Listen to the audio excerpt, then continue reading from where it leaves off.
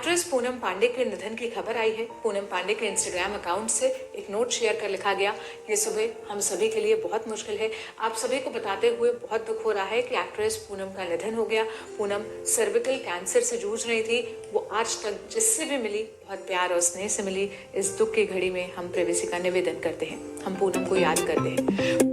बच्चेदानी के मुंह को एक नाम दिया गया है जिसका नाम है सर्विक्स। अगर इसके अंदर कैंसर सेल्स डेवलप हो जाएं तो उसको हम लोग सर्वाइकल कैंसर कहते हैं। महिलाओं के अंदर second most common cervical cancer है। इसके बारे में अवेयरनेस महिलाओं में बहुत कम है क्योंकि मोस्टली महिलाओं को इसके सिम्टम्स के बारे में ही नहीं पता।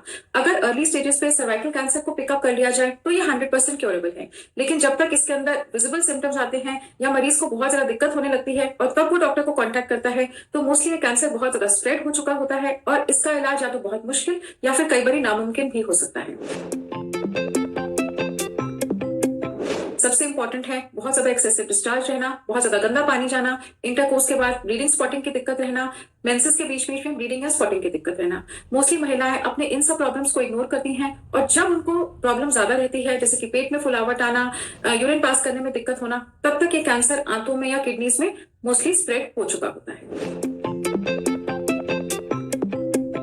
महिलाओं के अंदर सर्वाइकल कैंसर का मोस्ट कॉमन कॉज होता है सेक्सुअली ट्रांसमिटेड इन्फेक्शन, जो कि एक वायरस द्वारा होती है। ये वायरस है ह्यूमन पैपिलोमा वायरस या फिर एचपीवी वायरस। अब ये एचपीवी वायरस कैसे ट्रांसमिट होता है?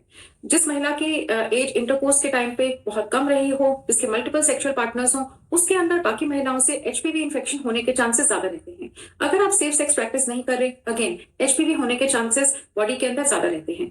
ये कैंसर कॉजिंग सेल्स में तब टर्न होते हैं अगर इनका लोड बहुत ज्यादा रहे बॉडी के अंदर। जिस महिला की इम्यूनिटी कम है उसके अंदर भी एचपीवी जल्दी इन्फेक्शन से कैंसर में बदलाव आ सकता है। जो महिला धूम्रपान का सेवन कर रही है, टोबैको इंटेक कर रही है, उसके अंदर भी सर्वाइकल कैंसर होने के चांसेस बाकी महिलाओं से ज्यादा होते हैं। कुछ महिलाओं की मदर्स ने प्रेगनेंसी के दौरान एक हार्मोन, एक ड्रग जिसका नाम है डीईएस या डाइइथाइल स्टिल्बेस्टेरॉल का सेवन किया होता है, उनके अंदर बच्चेदानी के मुंह का कैंसर, जिसको कि हम लोग एडिनोकार्सिनोमा कहते हैं, उसके होने के चांसेस ज्यादा रहते हैं। तो एचपीवी से बचाव करना ही सबसे इंपॉर्टेंट की है अगर हमें सर्वाइकल कैंसर से बचाव करना है तो। सर्वाइकल कैंसर एक बहुत ही प्रिवेंटेबल कैंसर है। ये प्री कैंसरस स्टेज से स्टार्ट होता है और जब तक ये फुल ब्लोन कैंसर में कन्वर्ट होता है तब तक कम से कम 10 से 15 साल का टाइम निकल जाता है। प्री कैंसरस स्टेज के अंदर इसको पिकअप करने के लिए एक बहुत ही सिंपल टेस्ट, जिसको कि हम लोग पैपिनोकोलियो टेस्ट या पैप्समेयर कहते हैं, ये टेस्ट हर एक महिला को, सेक्सुअली एक्टिव महिला को 50 ईयर्स से एज तक हर 3 साल में जरूर करवाना चाहिए। एक बहुत ही सिंपल इनएक्सपेंसिव टेस्ट है। आपके डॉक्टर बच्चेदानी के मुंह से एक स्लाइड बनाएंगे और उसको फर्दर टेस्टिंग के लिए भेजेंगे। अगर आपकी रिपोर्ट नॉर्मल है तो आप 3 साल के बाद अपने डॉक्टर के पास इस रिपीट टेस्ट के लिए आ सकते हैं। अगर कुछ अबनॉर्मैलिटी डिटेक्ट हुई है तो हो सकता है आपके डॉक्टर थोड़ा जल्दी टेस्ट के लिए बताएं या फर्दर बताएं कि इस अबनॉर्मैलिटी को ठीक करने के लिए क्या क्या करना होगा।